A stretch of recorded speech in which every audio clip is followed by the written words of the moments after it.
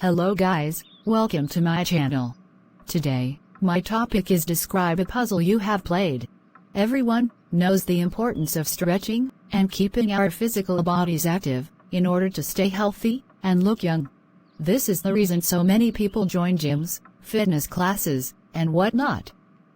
All this is really good for the body and keeps it in shape. But what about mental health? In order to be mentally healthy and keeping our brain functioning to the fullest, we have to lift heavy challenges to grow the brain muscles. In other words, I can say that it is very important to give ourselves some productive mental activities.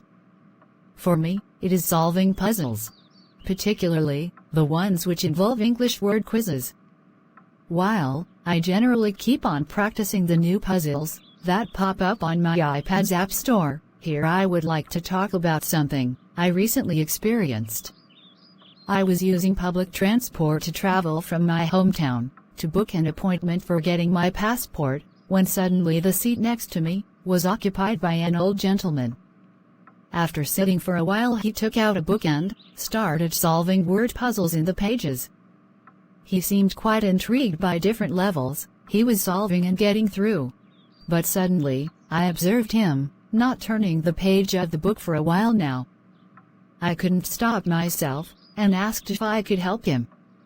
He seemed a bit shocked at first, but then the curiosity in my eyes looking at the word puzzle landed me a chance.